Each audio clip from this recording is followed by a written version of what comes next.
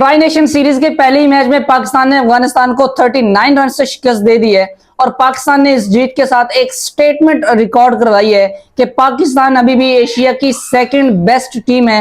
और उस रिपोर्टर को जवाब दिया है सलमान अली आगा की उस हांजी ने वहां पे और ग्राउंड के अंदर पाकिस्तान की परफॉर्मेंस ने कि पाकिस्तान अभी भी एशिया की सेकंड बेस्ट टीम एटलीस्ट लाजमी तौर पे है। और अफगानिस्तान को जो बहुत ज्यादा बढ़ा चढ़ा के बयान कर रहे थे, जो लोग ये टीवी पे बैठ के पाकिस्तान यंग टीम को लेट डाउन कर रहे थे कि अफगानिस्तान की टीम शारजा के अंदर पाकिस्तान को 130-40 रन भी नहीं करने देगी, और वो लोग जो ये स्टेटमेंट दे रहे थे कि अफगानिस्तान को अगर पाकिस्तान हरा देता है तो ये एक अपसेट होगा क्रिकेट हिस्ट्री के अंदर, कहां मुंह छुपाते फिर रहे होंगे आज वो लोग, और किस मुंह से टीवी के ऊपर बैठ के अपने यूट्यूब चैनल के ऊपर बैठ के वो इस यंग टीम की तारीफ करेंगे, वो यंग कैप्टन सलमान अली आगा की इनिंग की तारीफ करेंगे, वो पाकिस्तानी बॉलिंग की तारीफ करेंगे, किस मुंह से अब वो पाकिस्तान की तारीफ करेंगे। पाकिस्तान ने जो आज परफॉर्मेंस दिखाई है वो इनक्रेडिबल है, वो कमाल है। और जो इंटेंट पाकिस्तान ने दिखाया अपनी बैटिंग में और जो बॉलिंग के अंदर पाकिस्तान ने दिखाया, कमाल कर दिया।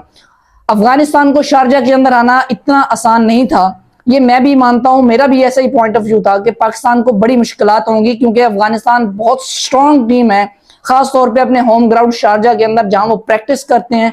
उनका spin department world class spin department है, मुजीबुर रहमान, राशिद खान, मोहम्मद नबी जैसे स्टार बॉलर्स उनके पास मौजूद हैं। लेकिन उसके बावजूद पाकिस्तान ने जिस तरह से आज परफॉर्म किया है वो इनक्रेडिबल है। यंग लड़कों ने डिलीवर किया उनके ऊपर, पाकिस्तान कोचेज ने और क्रिकेट बोर्ड ने जो दिखाया था उसको पे बैक किया उन्होंने। खासतौर पे पिछले 8-10 दिनों में जो प्रेशर डेवलप किया गया, एक अननेसेसरी में प्रेशर कहूंगा, हमारी सोशल मीडिया की जानिब से, हमारे एक्स क्रिकेटर्स की जानिब से इस टीम के ऊपर जो प्रेशर डेवलप किया गया, बाबर रिजवान के एक्सक्लूजन के बाद बहुत सारी बातें हुई, बहुत सारी चीजें ऐसी हुई, और उन सारी चीजों को फेस करने के बाद जब आप मैदान में उतरते हैं और आप इस तरह से परफॉर्म करते हैं तो ये शो करता है कि आप मेंटली कितने स्ट्रांग है। पाकिस्तान के ये लड़के मेंटली तौर पे बड़े स्ट्रांग हैं और उनके अंदर हिम्मत और करेज है खुद को मनवाने की और कुछ कर दिखाने की, और यही उन्होंने आज इस मैच में कर दिखाया है।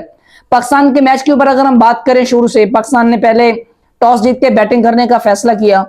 ओपनर साहबजादा फरहान और साइम अयूब जब मैदान में उतरे तो साहबजादा फरहान ने एक इंटेंट दिखाया अपनी बैटिंग के अंदर, और शुरू से ही उन्होंने प्रेशर डालने की कोशिश की अफगानी बॉलर्स की जानिब, और यही वजह है कि उनके प्रीमियम फास्ट बॉलर फजल हक फरूकी अपने कोटे का दूसरा ओवर करने के लिए नहीं है, बॉलिंग चेंजेस करना पड़े। पहले ही ओवर में उनको अच्छे खासे रन कर दिए थे।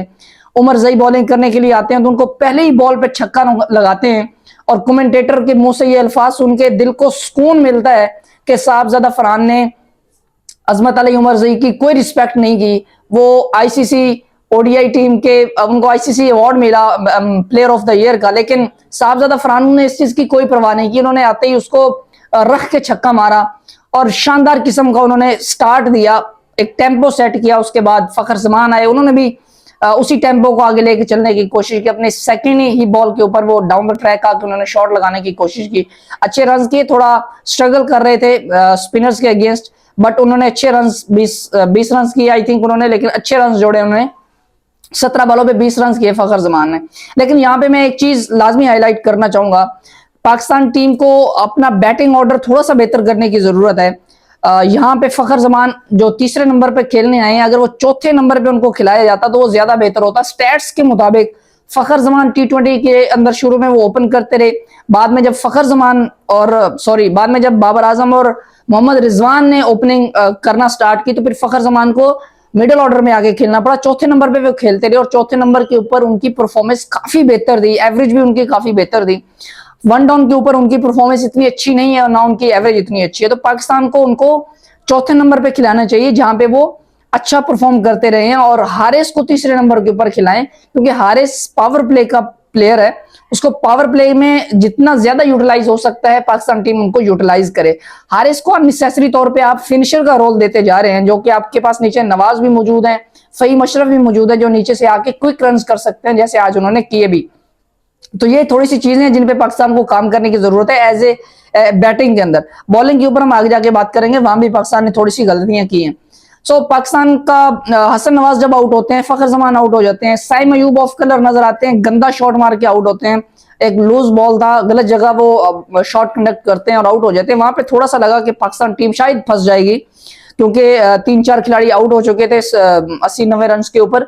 और वहां पे फिर एक पार्टनरशिप लगती है सलमान अली आगा की और मोहम्मद नवाज के दरमियान, और जिस पेस से इस पार्टनरशिप के अंदर रन्स किए जाते हैं वो कमाल। और जिस तरह से सलमान अली आगा ने फ्रंट फुट से आके लीड किया, और कैप्टन राशिद खान को जो उन्होंने रख के छक्के लगाए, वो इस एक ओवर में 2 छक्के उनका राशिद खान को लगाना, और फिर मोहम्मद नवाज का एक ही ओवर में 2 छक्के लगाना, एक कमाल किस्म का उन्होंने प्रेशर डेवलप किया। और वहां से लगा कि शायद पाकिस्तान 180-190 तक जा सकता है, और लेटर ऑन पाकिस्तान ने 180-82 रन किए। सलमान अली आगा ने शानदार किस्म की परफॉर्मेंस दिखाई, 50 किए उन्होंने, अपने कैरियर का चौथा 50 किया। और जिस मकसद के लिए जो उनका रोल है टीम के अंदर, वो उन्होंने अच्छी तरह से निभाया और टीम को साथ लेके चले एंड तक। और लास्ट में आके फहीम अशरफ ने भी अच्छे रन जोड़े। पाकिस्तान ने 182 रन किए, और ये एक ऐसा टोटल था जिसे डिफेंड करना कदरे आसान था पाकिस्तानी बॉलर्स के लिए, और चेज करना इतना आसान नहीं था। एक ड्यू फैक्टर ज़हन में आ रहा था कि शायद पाकिस्तान ने डिफेंड करना है, ड्यू फैक्टर भी हो सकता है, वहां पे पाकिस्तान एक्स्ट्रा रन्स जो है वो लीक कर सकता है। लेकिन फिर भी ये टोटल ऐसा टोटल था जिसको चेज करने के लिए अफगानिस्तान को बहुत अच्छी बैटिंग करना पड़नी थी, और वही अफगानिस्तान से नहीं हो पाई। पाकिस्तान की बॉलिंग की अगर हम बात करें, शहीन शाह अफरीदी पहला ओवर करने के लिए आते हैं, और मुझ समेत बहुत सारे लोग शायद इंतजार कर रहे होंगे कि कब शहीन शाह अफरीदी का इन स्विंगिंग यॉर्कर हमें देखने को मिलेगा। लेकिन शहीन शाह अफरीदी अपना पहला ओवर जो है वो अवे निकालते हैं बैटर से। उनको एक एज भी लगता है, चौका भी लगता है, लेकिन पूरा ओवर उन्होंने बाहर निकाला बॉल। अपना तीसरा ओवर जब अपने कोटे का दूसरा ओवर और इनिंग का तीसरा ओवर जब करने के लिए आते हैं, वो 5 बॉलें सेम उसी लेंथ से बाहर निकालते हैं। एक वो स्लोअर डालते हैं इन स्विंगिंग, उसको कमेंटेटर भी कहता है कि शायद वो भागते हुए उन्होंने लेफ्ट आर्म स्पिनर बन गए हैं। लेकिन उन्होंने बैटर को सेटअप किया कि वो अवे ही बॉल उनसे जा रहा है, और उसके बाद उन्होंने दूसरे ओवर की लास्ट बॉल के ऊपर यार्कर किया और बोल्ड किया इब्राहिम जरदान को। वो एक शानदार किस्म की विकेट थी। लेकिन चूंकि पाकिस्तान एक बॉलर शॉट खेल रहा था, और मुझे ये डर था कि अगर पाकिस्तान का कोई बॉलर एक्सपेंसिव जाता है तो फिर कैप्टन सलमान अली आगा किस बॉलर की तरफ जाएंगे, क्योंकि हमारे पास फिर कोई स्पेशलिस्ट नहीं होगा, क्योंकि फहीम अशरफ और मोहम्मद नवाज दोनों ऑलराउंडर हैं। और उसके बाद अगर हमारे पास कुछ छठा ऑप्शन बचता है तो वो साइम अयूब है, वो भी ऑलराउंडर है, और सलमान अली आगा खुद कैप्टन जो है वो भी ऑलराउंडर है। तो वो उस तरह से डिलीवर नहीं कर पाएंगे अगर उन पे प्रेशर पड़ता है, या कोई बॉलर हमारा एक्सपेंसिव जाता है तो फिर हम किसी पार्ट टाइमर से या फिर किसी बैटिंग ऑलराउंडर से अगर हम बॉल करवाते हैं तो वो ज्यादा रिस्की हो सकता है, और वहां पे पाकिस्तान से के हाथ से मैच निकल भी सकता है। और यही रहमान अल्लाह गुरबाज और सदीक के दरमियान एक पार्टनरशिप लगती है, वो काफी अच्छा रन को लेकर चल रहे होते हैं, लेकिन वहां पे मोहम्मद नवाज एक क्विक बॉल करते हैं और गुरबाज की विकेट वहां पे वो उसको बोल्ड करते हैं। वहां से दोबारा मोमेंटम वापस आता है।